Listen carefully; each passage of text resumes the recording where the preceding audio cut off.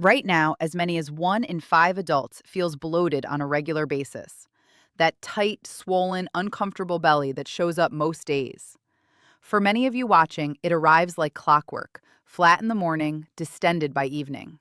And by the time this video is over, a lot of you will have felt it return at least once.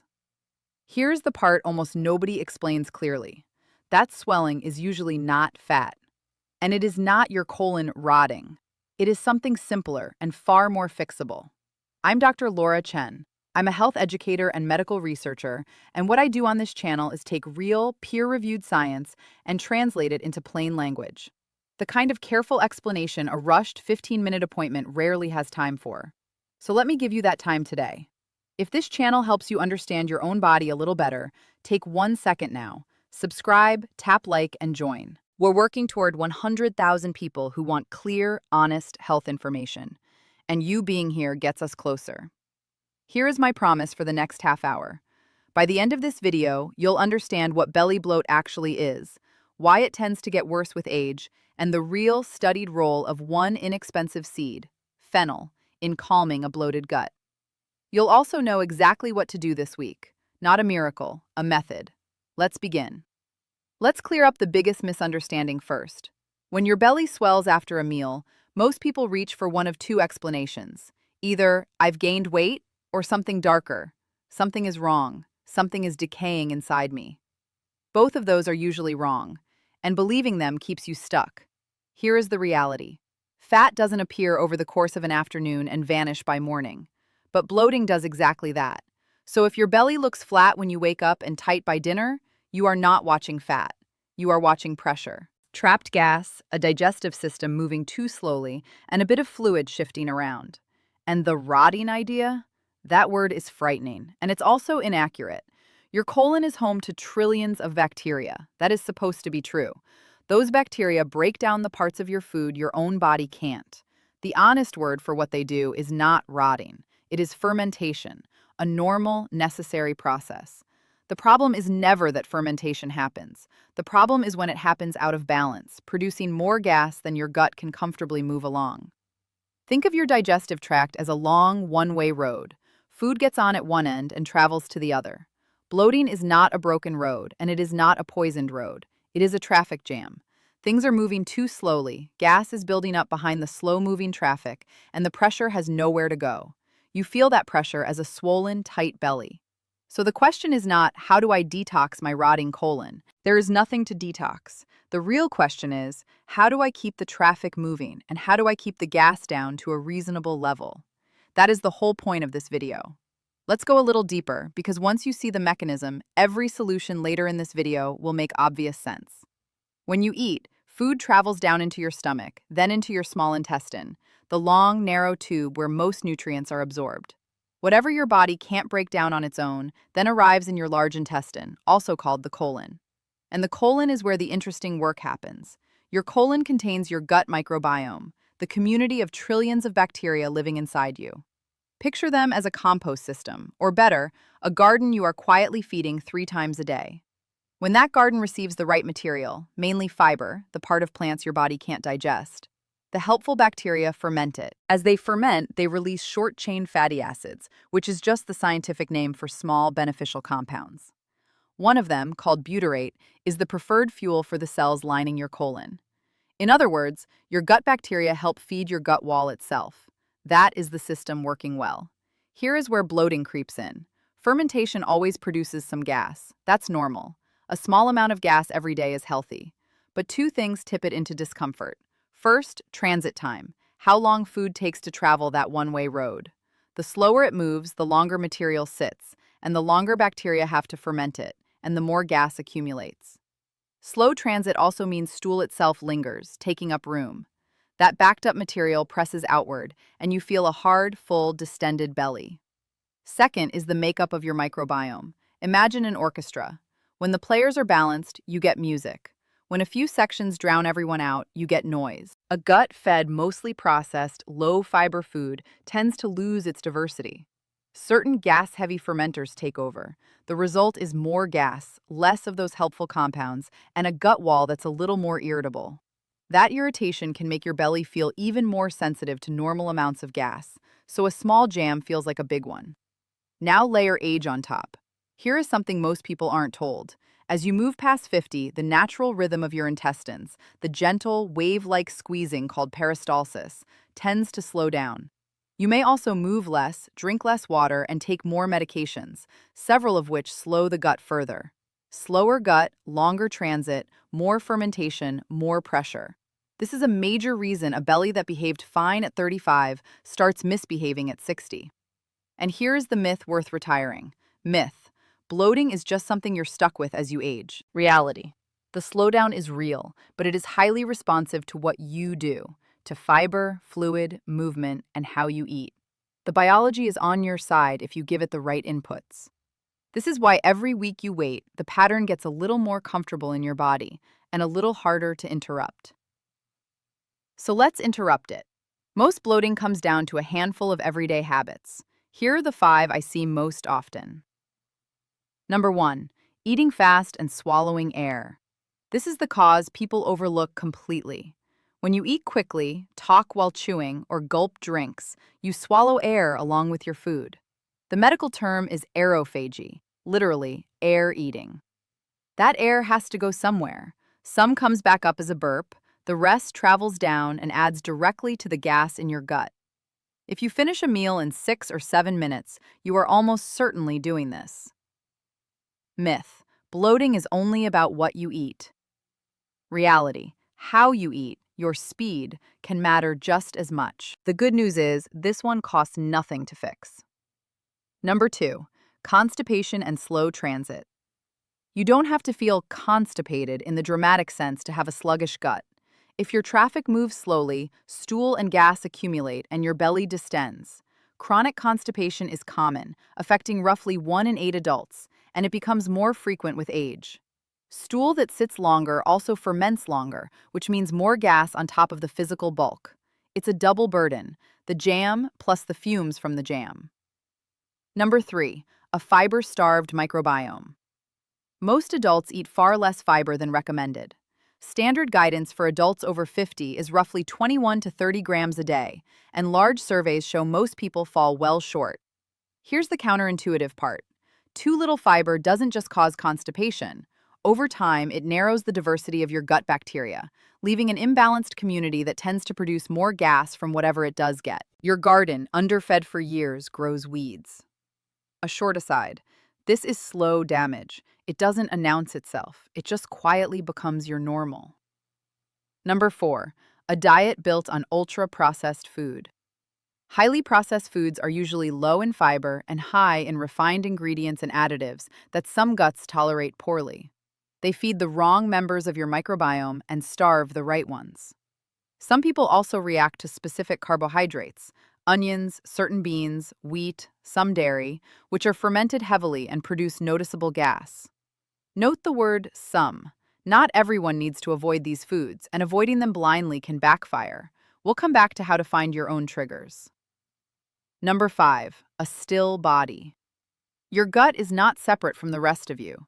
Physical movement physically helps move gas and stool along. A sedentary day, sitting from breakfast to bedtime, means your peristalsis gets no help at all. This is why bloating often feels worst on your most inactive days, and why a long car trip or a day on the sofa can leave you visibly distended. Every hour of stillness is an hour the traffic crawls. Let me tell you about a patient archetype I think many of you will recognize. I'll call her Margaret. She's a composite, built from many people, not one real individual, but the pattern is very real. Margaret is 61, a retired school teacher. Her complaint was simple. Every morning, her stomach was flat. By 4 in the afternoon, her waistband was digging in and she felt heavy and uncomfortable. She had started declining dinner invitations. She assumed it was age and weight, and she'd quietly accepted it. Her doctor did the right thing first and ruled out the serious causes. That always comes first. Everything checked out. So the question that finally mattered wasn't what Margaret ate. It was a question nobody had thought to ask her. How did she eat, and how much did she move? The answer told the whole story. Margaret ate lunch in about 6 minutes, a habit left over from 30 years of short school lunch breaks. She drank almost no water through the day, and she walked on most days barely at all. 3 small, fixable habits, not a disease, a pattern, and patterns can be changed. I want to ask you something directly, and I genuinely like your answer in the comments. How old are you right now? I ask because it's clinically relevant. After about age 50, the natural muscle rhythm that moves food through your gut tends to slow down, and constipation becomes more common. That single change shifts what you should be paying attention to, so tell me your age below. And if you're past 50, add the word 50 plus. I read these, and it helps me make the next video more useful for the people actually watching. 5 causes, now 5 responses, in the order I'd actually start them. Step 1. Slow your meals down. This directly targets the air swallowing problem, and it's free. Aim to make each meal last at least 20 minutes. Put your fork down between bites. Chew until food is genuinely smooth. Sit down without a screen so you're not gulping on autopilot. Biologically, slower eating means less swallowed air and a head start on digestion because chewing is the first step. Expected timeline. Some people feel less post-meal pressure within a few days. It is the fastest acting change on this list. Step 2. The fennel habit. Here is the inexpensive seed worth knowing about. Fennel seed, Feniculum vulgare, has been used for digestive complaints for centuries, and modern science gives us a real mechanism. Fennel contains a natural compound called anethole, which has a mild antispasmodic effect, meaning it gently relaxes the smooth muscle of your digestive tract, and a carminative effect, which simply means it helps trapped gas move and disperse. In one randomized placebo-controlled trial, a combination of fennel essential oil and curcumin reduced irritable bowel symptom scores significantly more than placebo over 30 days. How to use it. Chew about 1/4 to half a teaspoon of fennel seeds after a meal, or steep 1 teaspoon of crushed seeds in hot water for 10 minutes to make fennel tea, once or twice a day. Be clear-eyed about what this is. Fennel is a helper. It can ease gas and cramping. It is not a cure, and it does not detox anything. And please talk to your doctor before making it a daily habit if you take blood thinners, have a hormone-sensitive condition such as breast, uterine, or ovarian cancer or endometriosis, take birth control pills, have epilepsy, or are pregnant or breastfeeding. Fennel has mild estrogen-like activity and some real interactions. Step 3. Feed your microbiome slowly. This is the long game and the most powerful one. The goal is more fiber and more variety of plants. Different vegetables, fruits, whole grains, beans, nuts, and seeds across your week. Diverse fiber feeds a diverse, balanced microbiome. But here is the crucial myth to bust. Myth: more fiber always means less bloating. Reality: if you add a lot of fiber suddenly, you will likely feel more gas at first because your bacteria need time to adjust. So ramp up slowly, add 1 extra serving every few days, and increase your water alongside it. Fiber works like a sponge. It needs water to do its job. Expected timeline: several weeks for the microbiome to genuinely shift. Step 4. Hydrate and move every day. These two work together to keep transit moving. Aim for steady water through the day, not all at once. And add deliberate movement. Even a 10 to 15-minute walk, especially after meals, measurably helps your gut move gas and stool along. You don't need a gym. You need to not be still. Expected timeline: many people notice easier, more regular bowel movements within 1 to 2 weeks. Step 5. Find your personal triggers. Instead of cutting foods blindly, become a calm observer. For 2 weeks, keep a simple note: what you ate and how your belly felt 3 hours later. Patterns will emerge. Maybe it's a specific food, maybe a specific portion size. Then test. Reduce 1 suspected trigger for a week and see. 1 protocol with doctor caveat: if you suspect something significant, like a gluten or lactose problem, don't self-diagnose with permanent restriction. Talk to your doctor first, because proper testing sometimes requires you to still be eating the food. Let me show you what 1 ordinary day of this actually looks like, from waking to sleep. This is how information becomes habit. Morning. You wake and drink a full glass of water before anything else. You've gone all night without fluid and your gut is ready to move. Breakfast includes a real fiber source: oats or fruit or whole grain toast.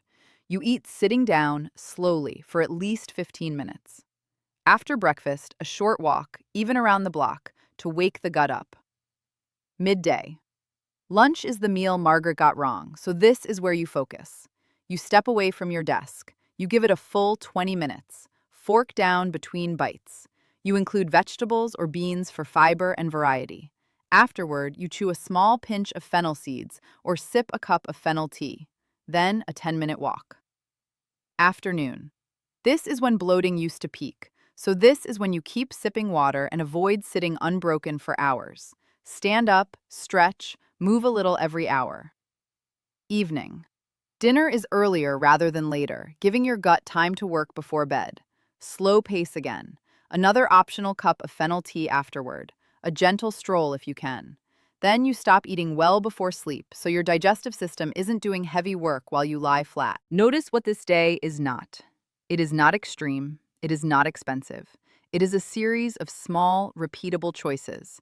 And small, repeated choices are exactly what your gut responds to. Let me set honest expectations, because knowing the timeline keeps you going. Week 1. The fastest wins come from eating slowly and walking after meals. Many people notice less sharp post-meal pressure within the first several days. You may also notice, briefly, a little more gas as you add fiber. That is your microbiome adjusting. It's normal, and it passes. Weeks 2 to 3. Hydration and daily movement start showing up as more regular, easier bowel movements. The afternoon, tight waistband may begin arriving later or feeling milder. Weeks 4 to 6. This is where the microbiome work starts to pay off. With consistent, varied fiber, fermentation becomes calmer and more balanced. Bloating becomes less frequent rather than just less severe. Weeks 8 to 12. For most people, this is the new normal. A flatter, calmer belly on most days, a gut that moves on schedule, and a clear sense of which foods and habits are yours to watch. Stay with it.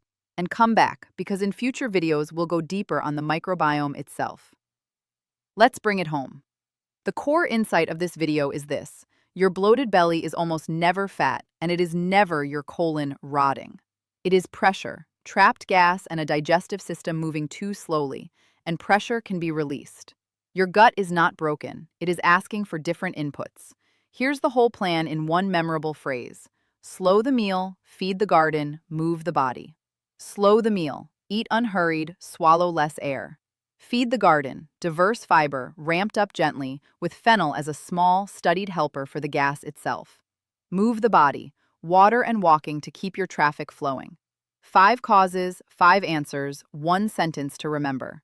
One important reminder: this video is health education, not a diagnosis. Most bloating is harmless, but persistent bloating that doesn't come and go, unexplained weight loss, blood in your stool, ongoing pain, or a sudden change in your bowel habits, especially after age 50, all deserve a prompt, in-person visit with your own doctor. Please don't wait on those. If this gave you a clearer picture of your own body, subscribe and tap like. It genuinely helps this channel reach 100,000 people who want honest health information. And join the community through the link below. Tell me your age in the comments, I read them. And remember this: the most useful medicine is the kind you learn to apply yourself.